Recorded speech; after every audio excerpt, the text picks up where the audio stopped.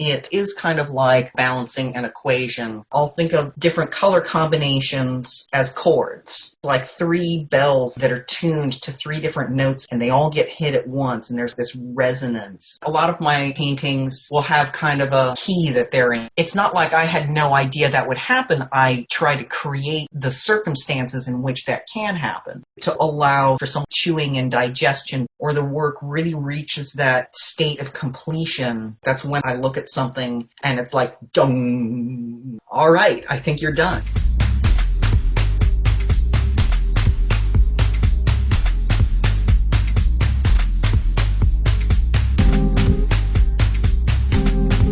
Welcome to Angel City Culture Quest, where art, social justice, and the environment meet in Los Angeles.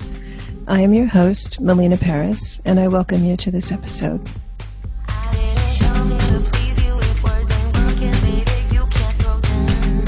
Hello, and welcome to Angel City Culture Quest. Today we are talking to artist Leah Shane Dixon. Shane is an artist in multiple media whose diverse body of work explores fusion of oppositional polarities, transcendental themes, abstract symbolism, and humankind's unique role within the natural world.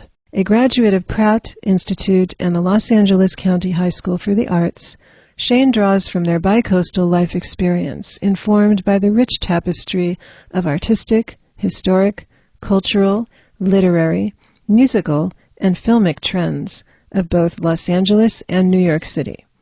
A second-generation computer geek, Shane fuses digital and video-based art making with the foundation art practices of drawing, painting, installation, and photography.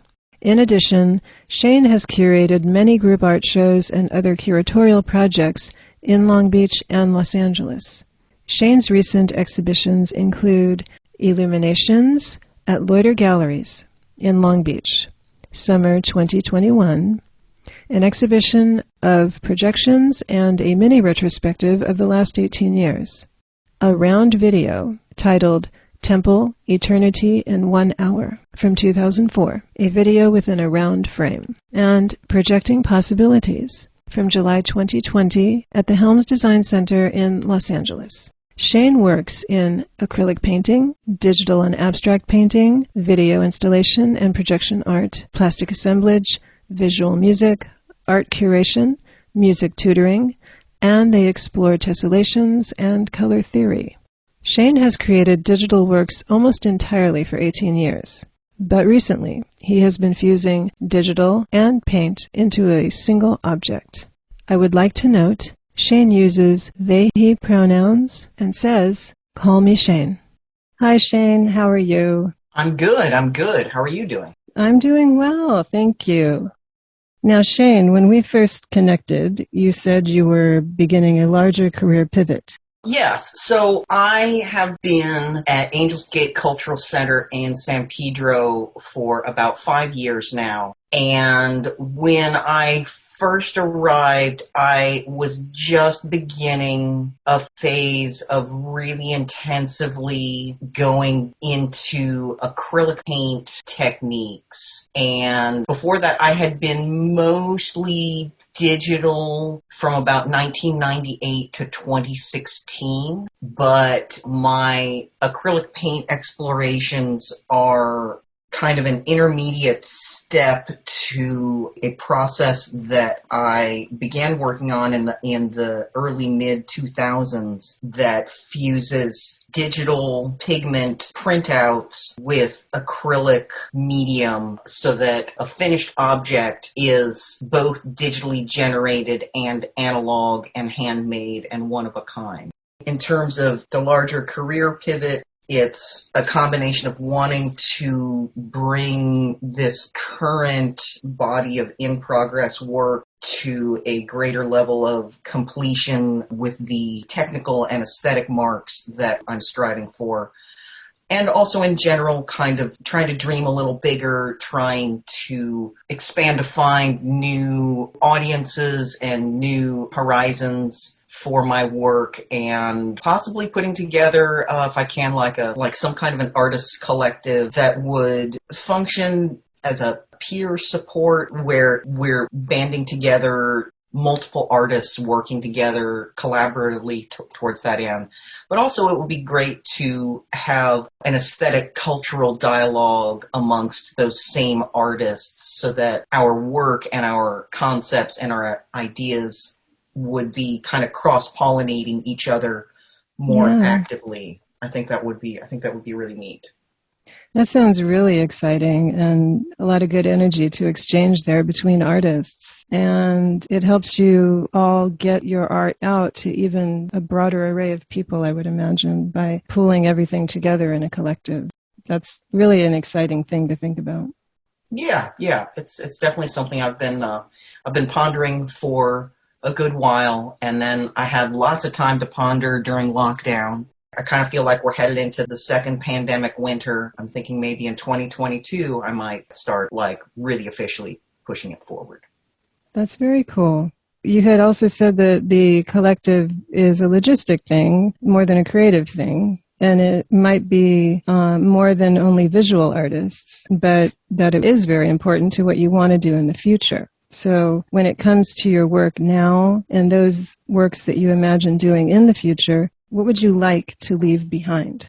I would like to leave behind a body of work with multiple series that include all the different types of art media I get my hands into. I've got a series of biomorphic abstract paintings, and I'm working on developing techniques for doing better integration of tessellated geometry. There's a lot that's informed by visual music that relates to the paintings, but it also relates to some of the digital video and also to when I do installations. I've got a whole series of reality bending panoramic photos that I take. It changes how the geometry of the surroundings function. I call them the inception panos because it sort of appears to bend ordinary reality. And I haven't yet settled on a specific medium, a specific style that is like my one thing. And I don't know that I necessarily will. But when I look at the different aspects of my creative practice, I can see a through line. And I would love for people to be able to also see that through line. In your process? In my process, in my output, the progression. I've done several deep dives, and I've done a couple of, quite honestly, just tactical retreats from image making. Usually the tactical retreats from image making, ironically, happened after my intensive art studies. First at the High School for the Arts, and then later when I went to art school at Pratt. Immediately after both of those, I didn't really do a whole lot of art for a while. And a couple of years after I graduated from Pratt, I began doing more of just digital photography. I think I got a nicer camera, SLR, and so I was doing just loads of digital photography, where before I was doing lots of digital painting, digital photo manipulation, digital video. For several years, I just took pictures with my DSLR, and I'd adjust contrast, and I'd adjust the color balance, and I'd adjust the cropping, and that's it. I would just do Lightroom adjustments and then leave them alone for the most part. And what were you photographing?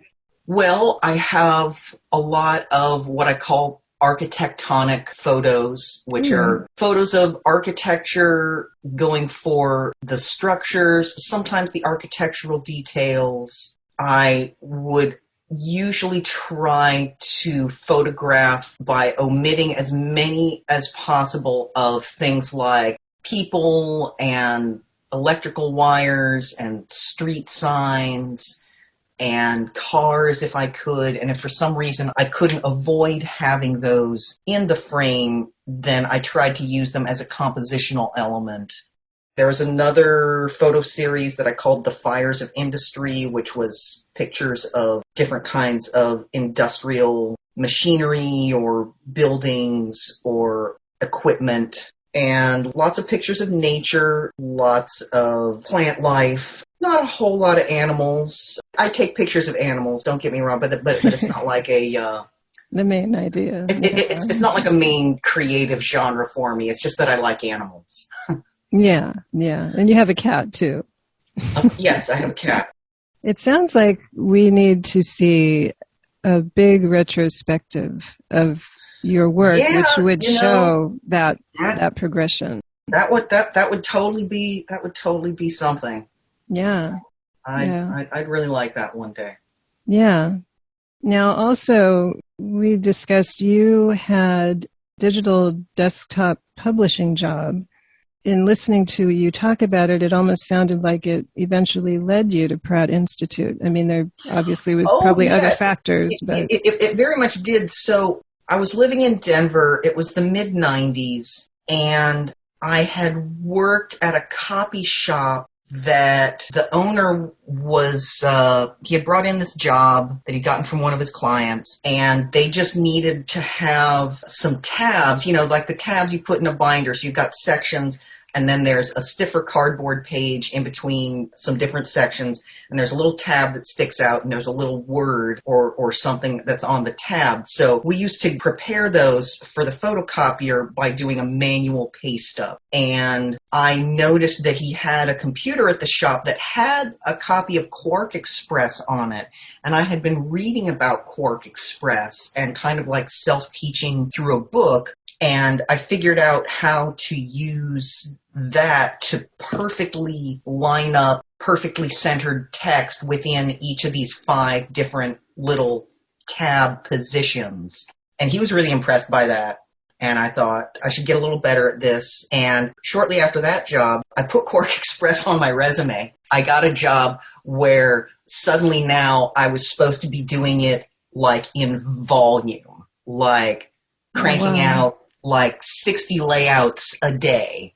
And I was totally not skilled enough or fast enough to do that. But man, in that 2 weeks, I learned so many shortcuts and keyboard commands and like how to actually do things. But after 2 weeks, they're like, this isn't working out. We're sorry, you're not fast enough. Then after that, I actually completely lied my way into a PageMaker job because I had used Quark Express and I was getting better at it, but I hadn't really used PageMaker before. But this gal at this agency couldn't find anyone who knew it. And she's like, do you think you could learn PageMaker? This is like on Friday and the job starts on Monday. And I'm like, sure.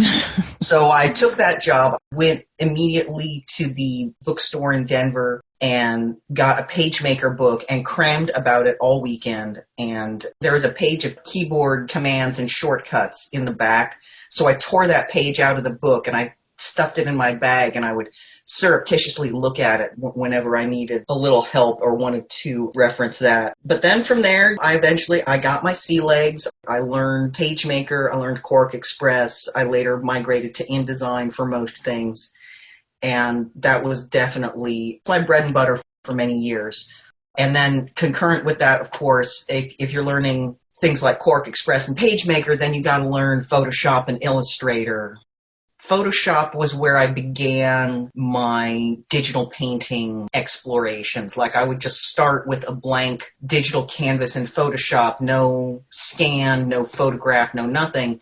And I would just see what kind of textures I could begin to get out of it. And then over time, I started getting some other kinds of tools, stranger cousins of Photoshop. There was a thing called Kai's Power Tools that was really hot in the 90s. I dabbled with that for a while and migrated to a piece of software called Studio Artist, which is by a company called Synthetic. They're spelled synthetic with a K instead of a C at the end.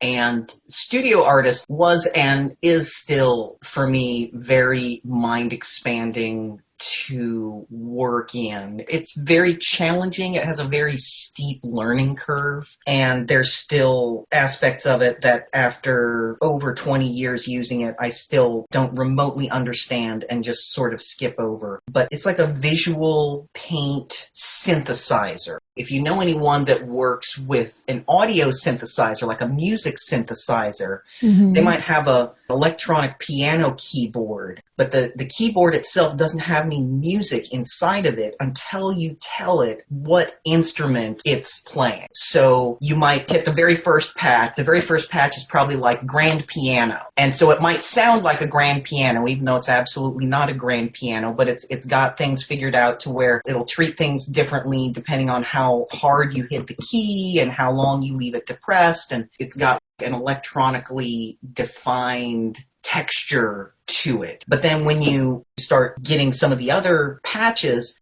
now when you hit the keys, maybe it sounds like an 8-bit video game, or maybe it sounds like an oboe. The synthesizer is able to do that because it procedurally defines how each of those things are going to sound.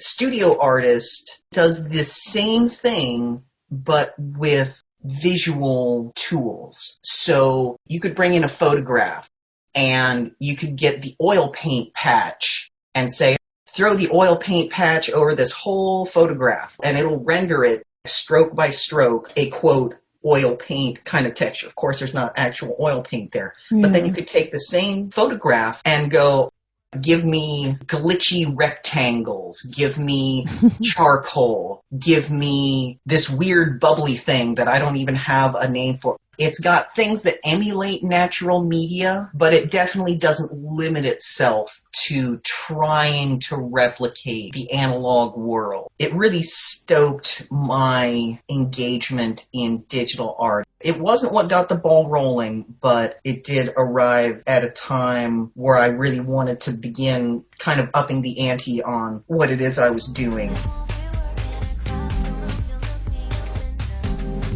If you're just tuning in, we're talking today with artist Leah Shane Dixon.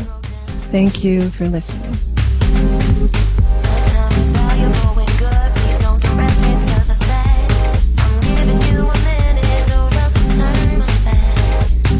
There's several influences in your artistic process, but the first one I want to talk about is the biomorphic abstraction. You are now in what you called a deep biomorphic abstraction phase. Just to describe it, it would be rounded abstract forms based on those found in nature. And a lot of this is conveyed in your acrylic paintings, where there's hardly anything that is rigid or geometrically ordered, you said. Some of your pieces begin to approach landscapes, but for the most part, there's not a lot of figuration so far. Yeah, so far. What draws you to these forms? Well, a lot of it is the sense that our entire fabric of life on Earth is in a lot of upheaval, and without getting too deep into the particulars, I would say that there's moments I've had that felt like I was receiving awareness from a larger, unidentified life force. It's like a language that this kind of entity expresses itself in, and it's almost my way of trying to pick up on those cues and then say something back using that kind of an idiom. It's like, how would we speak to entities that have something of what we could call intelligence, but maybe their intelligences are ordered in an entirely different way than ours? Like, I'm not going to be able to speak to them in English or French or sign language or Klingon or whatever, but there are natural patterns, there are natural flows. It emulates the way natural forces already operate to some extent, and it seems like a good starting place to bridge that gap. I would say my favorite of the biomorphic abstraction paintings I've made is it's a depiction of a landscape that is in upheaval. I painted it at the end of the 2010s, but it feels like recent life of the last several years, where so many things that we thought were kind of fixed are now kind of being called into question. And of course, growing up in California, in earthquake country, the metaphor of the ground literally moving beneath our feet. It applies in physical reality, but it also applies in the sense of our social realities and our larger intertwined realities. Wow, that sounds intriguing. I'm hearing different things in what you're saying. The first thing I clued into was You were talking about a familiarity.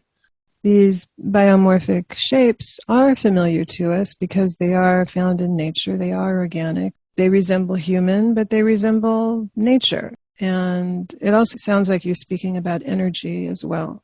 Yes, and I would argue even that we make the human versus nature separation like it's a persistent idea, but part of me thinks a lot about how we're not actually separate from nature. We are nature, and arguably things like computers and skyscrapers and cars and cell phones and digital watches, it doesn't seem like nature, but we're nature and we made that. I'm not saying those things are universally good or good for us, just that it is part of what we are creating. It's definitely impacting what we think of as nature. And I believe that there may be some potential for humanity to really make good on some of the promise and the possibilities that I believe are laying in wait. I don't know if we're actually going to make it long enough to realize some of those possibilities, but I believe they're there. I believe it could be a better understanding of ourselves and the whole spectrum of human consciousness, and a re-envisioning of how we fit into and relate to the rest of the natural world. I don't think we're anywhere near realizing a lot of that potential, but I think there's other people that are thinking along the same lines as myself. We are doing our best to push forward in spite of the obstacles that this life on Earth is presenting us. And hopefully some of us will make it through to a better day or set the stage for someone that comes after us. Exactly. To do that. It's very hopeful. It's very helpful, and it's a good thing to hear. Yeah, and in some ways it's hopeful, but it's also like the alternative to letting go of that is not appealing. No, it's not a good picture. No. Now, you mentioned plastic. Yes. 2 of your plastic assemblages have plastic that was pulled out of the ocean by the research team of Captain Charles Moore. That's right. Who I didn't realize is from Long Beach. Yes, that's right. Yeah, and he discovered the Great Pacific Garbage Patch. That's right. I have a few plastic assemblages that I've made, and they've all been since I learned more about him and his story.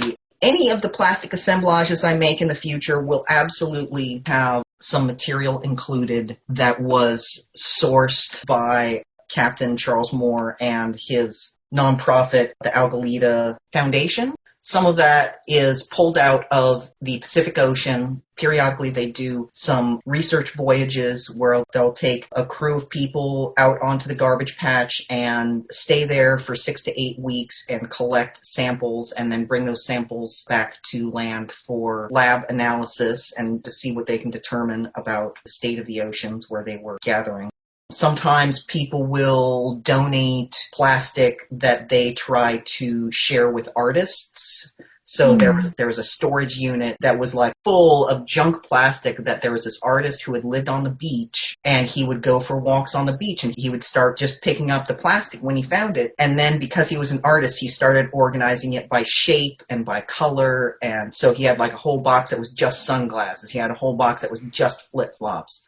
He had a whole box that was just balls and toys. So whenever I make a plastic assemblage, I absolutely always have to put some plastic that was sourced through him and his organization so that I can talk about him and bring attention to his work. I think the way he became the figure that he is today, he was a successful small businessman. He had a furniture store in Long Beach, and his dad had taught him how to sail, and so he would sail for pleasure.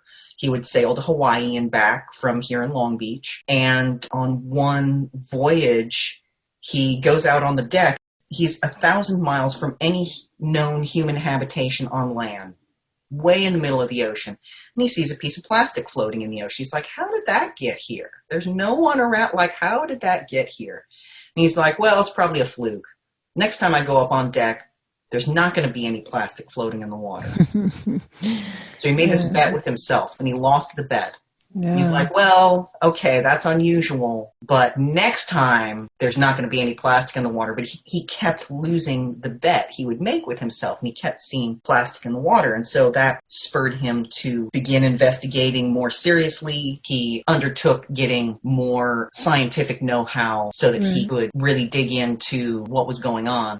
His work influences me both in when I make the plastic assemblages, but also I've been working a lot with acrylic paint for the last several years and periodically before that. And now in this current phase, I've really tried to be extra mindful of my practices with acrylic paint. Mainly, I try to keep as much of it as possible out of our water supply and out of landfills. Mm. So I'll take my paint water and I'll just put it in a big tub, a big basin. I'll just leave a fan on it and the water slowly evaporates. And then it just leaves the plastic sediment at the bottom so that I'm not pouring my paint water down the drain every time I need to rinse out my paint water there. I do reuse many of the dried paint chips, things that'll be at the bottom of a cup that the paint is in. Sometimes I'll actually create my own paint chips, because once you have a piece of freestanding acrylic paint, if you have something that already has acrylic on it or that you put some wet acrylic on, you can bind the two things together just by adding some different kinds of acrylic mediums. One of the big explorations I've been doing, especially the last couple of years, has been with collaging freestanding paint chips together. It feels different when you're applying the brush stroke directly than when you have a brush stroke that's totally disembodied and doesn't have a permanent home yet. I can You're like, imagine. where are you Yeah. going to go? Yeah. Almost like a puzzle in a way. It is like a puzzle. And Yeah. a lot of how I have composed a lot of my color work in the paint, and when I was doing more drawing in the late 80s and 90s, there are three drawings in particular. So like I'd color in one area, maybe it would be magenta going into blue, and then I'd look at the area next to it, and then there might be another adjacent area that I'd already colored in like orange and yellow. So I'd be looking at the area in between the magenta and the blue section and the orange into yellow section. And I'd go, okay, what color goes there? Is it pink? Is it red? Is it yellow? Is it green? Is it blue? Is it purple? Is it black? Is it white? Is it gray? You have the whole gamut. Right, you have to run the whole gamut. I would be like, well, it's not going to be orange, and it's not going to be yellow, and it's not going to be blue, and it's not going to be magenta, because I already have those next door. And then I would go through the remainder and go, well, I don't think that one would look good. I don't like the way this makes me feel. This one would be okay. Oh, but this one I think is the one. So it is kind of like solving a puzzle or balancing an equation. I would say that definitely applies to the current paintings I'm working on. I am finishing the puzzle, but many of the puzzles aren't finished yet. I like that, balancing the equation. I like that. It's hard to quantify because sometimes there will be a method that seems to work to help one resolve, but that method won't necessarily help resolve the next one, which has an entirely different combination of things that are already in play. Speaking of equations and different things in play, that also leads into the visual music that you work in. You said that visual music is the microgenre of art which speaks to you most and which you are striving for. Yes. Can you give us a brief description of visual music? Well, I'd say there are a number of different expressions of it. There's actually a really great book, which is the catalog of the visual music exhibition that was held, I want to say in 2004, maybe 2005. It might have been summer of 2005. It was at the Hirshhorn in DC, but also at LACMA here in LA. I wanted to see it so much. I was living in Brooklyn at the time, and I rented a car so that I could drive to DC for the afternoon, see that exhibition, and drive back home to Brooklyn. It was a perfect day. The hardcover book that sums up the exhibition does a much more detailed job of describing the scope of visual music, but you could think of it as things that we know of like laserium and different planetarium dome shows that have animated content that goes with music. We could think of it as some of the earlier creations of it. There's a guy named Oscar Fischinger who did these film animations that were largely just geometric shapes that were sort of dancing around the frame in different ways. They might be little diamonds, or they might be little crescents, or little starbursts, or things like that, but entirely abstract and yet working in the film media. There was a guy, I think his name was Thomas Wilfred. He had a device called the Clavilux, which was like a generator of light. I think this is even before Fischinger's time. It was like an organ that produced light instead of music, and so you could change how the light was deployed at any given time. In the 60s, there was this group out of San Francisco, the Joshua Light Show. It would be like a concert, like Jefferson Airplane or the Grateful Dead. They'd have an overhead projector with a clear pan that had one color of oil and then a different color of water-based liquid. So they wouldn't mix. They would just kind of swirl around. It's visuals that can be responding to music, or it can be expressing musical ideas through a visual medium. You could make an argument that a lot of Kandinsky's abstractions could be called visual music. Some of the paintings that I've been working on, but also the round video that we were talking about, Temple, I would call that my pinnacle of that kind of pursuit that I've done so far. It's an hour-long video. It's abstract, but it's derived from images of plants. There's sort of a natural geometry that's kind of built in. It involves two other kinds of symmetry in addition to the natural symmetries that plant life generates all on its own. There's the side-to-side symmetry. It's got kind of a mirrored axis going left to right, but it's also got a radial symmetry going on. Exponentially increasing in a way. Yeah, so it's sort of layering up the structures. It has an effect on me even when I look at just like a single still image. It's like a musical chord that just hits. It's like three bells that are tuned to three different notes of a chord, and they all get hit at once, and there's like this resonance. My paintings have a similar thing going on. They're not like the classical Oscar Fischinger, but it has, for me, almost a synesthesia kind of experience. When the painting or the work really reaches that state of completion, that's when I look at something and it's like, dung, it has that. It like, has that resonance, yeah. There you are. All right, I think you're done. Hello. So it really does inform my process, and I have a lot of ways in which my brain operates that there's a lot of musical activity that factors into how I approach my art. And in a lot of ways, I'll think of different color combinations as chords. A musical chord is like three different notes. Well, for me, three different colors side by side, that's a color chord. So a lot of my paintings will have kind of a key that they're in. They usually don't have colors that are outside of their key, or if they do, it's very sparing. I totally get it with the visual music, because I can feel it. It is hard to put something like that into words. Right. We're dealing with two things that are not verbal. They're not semantic in the spoken written language sense. You could make a case for them being a language, for them having semantics, but it's not like how we're interacting now. It's words, and we have a little bit of tone of voice.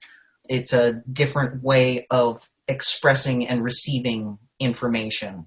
Exactly. Yeah, and you mentioned the Sound Pedro event. Yeah, the Sound Pedro event is one of the most fun art events that happens in Southern California, in my opinion. The reason I say that is a lot of times there will be art events that the art nerds show up for, and they have a great time. And then there might be other kinds of things like the immersive Van Gogh thing. That's kind of more targeted towards just like random people, like people who want kind of an art experience, but maybe they're not going to like gallery shows, they're not reading up on contemporary art, they just want kind of a sensory experience. Yeah. But San Pedro, I feel like the audio nerds show up, people that are into all kinds of experimental, whether it's noise art or experimental music or sound installation or interactive sound environments.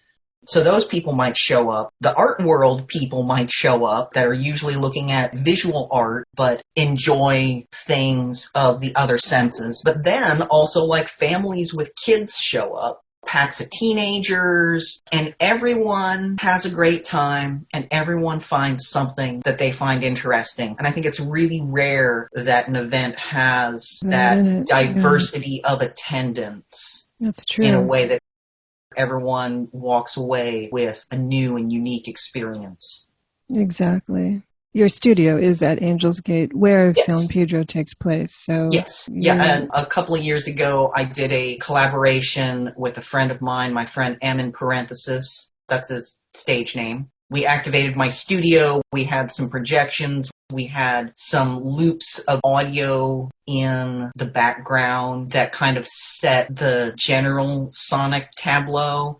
But then we were also adding live audio during the installation and during the event. It completely took over my studio for about a month, getting ready for it, trying to get the environment to transform from painting studio into kind of a little world.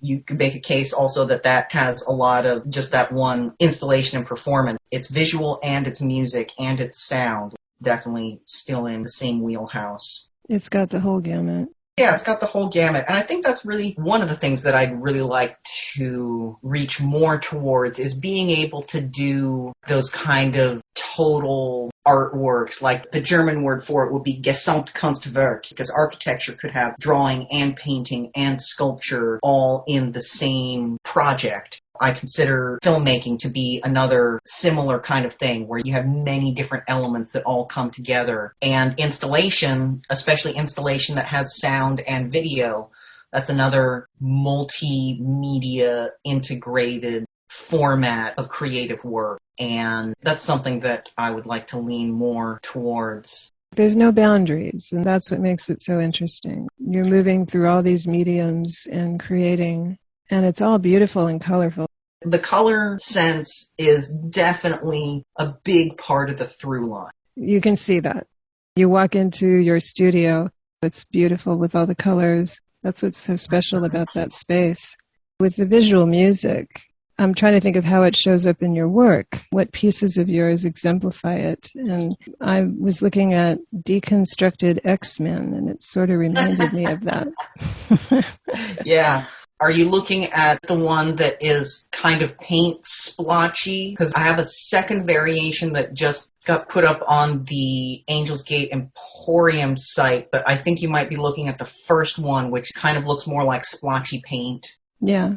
So that one, it could be described as the ongoing visual music study, although for me it's also because that one is derived from an existing artwork, which is the cover of X-Men 94, cover art by Dave Cockrum, late great Dave Cockrum. But for me, because I know where it's from, I also cannot help but hear what's in the voice balloons on that cover. And I believe, and this is from memory, so I may have a word wrong here and there, because the picture is like the X-Men, somehow they've fallen out of their jet, the SR-71 Blackbird, and then their nemesis, who's literally called Count Nefaria, and he literally has a monocle and a goatee, if I recall. He says, "X-Men, you have come seeking Count Nefaria, but instead you will find only," and then in bigger letters, "death." Anyway, so I hear that whenever I think about that image and that cover. Kind of synesthetic, but not quite music. And for that one, whenever I am deriving an artwork from some existing work, which is a small percentage of what I do, but it is a persistent thing, I try to leave enough in there so that someone who is familiar with that existing work will go, "Oh, yeah, I see it." But it wouldn't necessarily hit you over the head if you weren't really familiar with it. So with that one, I left a little bit in so you can see, oh, there's a bit of Colossus's uniform. Oh, this must be Nightcrawler over here. Oh, here's part of Storm's cloak. I like to play with that idea.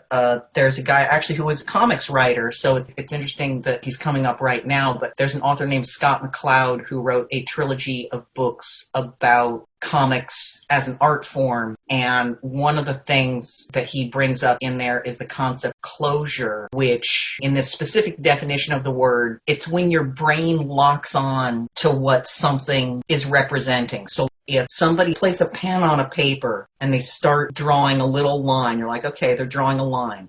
And then the pen goes a little further, you're like, oh, the line is curving. And the pen goes a little further, and you're like, oh, the line is curving around some more kind of in the same direction. And then right around, I don't know, somewhere in between 50 and 75% of this curved line happening, you realize, oh, they're drawing a circle.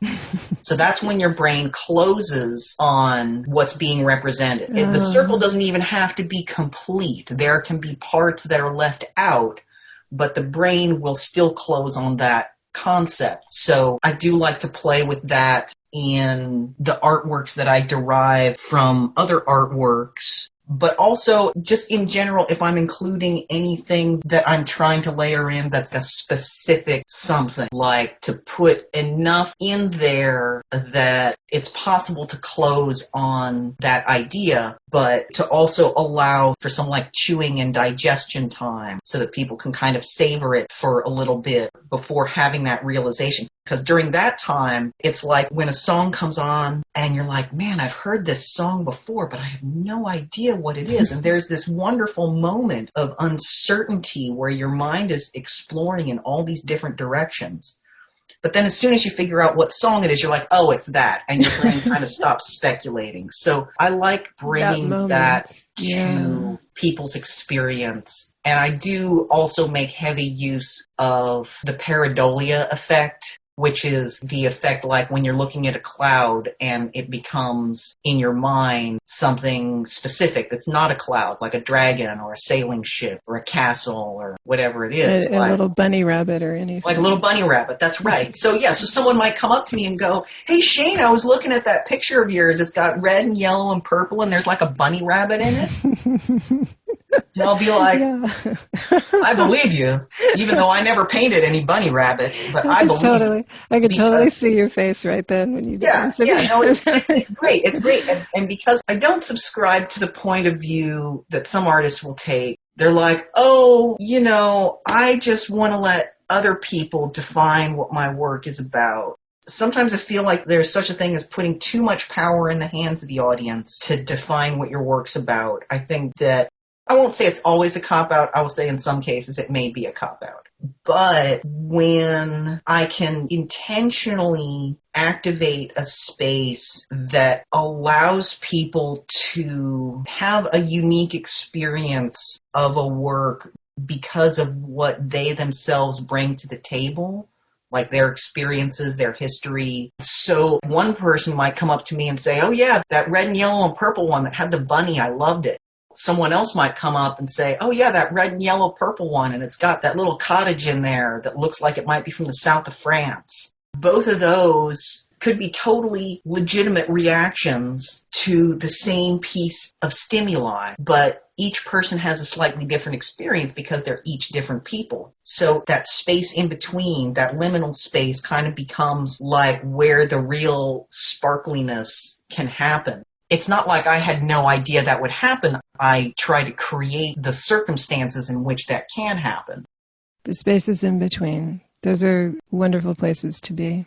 Yes. Well, that's a good place to stop for now. This was wonderful. I really enjoyed this talk, Shane. Yeah. And I'm enjoying myself also. Good. Can you please tell us where to find you? You can find me on social media. My name is Leah Shane Dixon. You can find me on Instagram or Clubhouse or Patreon at Leah Shane Dixon as all one word. And I've also got a link tree. It's linktr.ee. So Linktree with the in between the R and the first E. So Linktree/Leah Shane Dixon. I update that with whatever's current and of interest. And I would encourage our listeners to go to your Instagram, both of them, Leah Shane Dixon and Illuminoidal Arts. There's so much color in there. It's glorious. And I would encourage people to come see Shane at their studio. Contact me and we will set something up. Well, thank you. Thank you so much. It's been great talking. It has.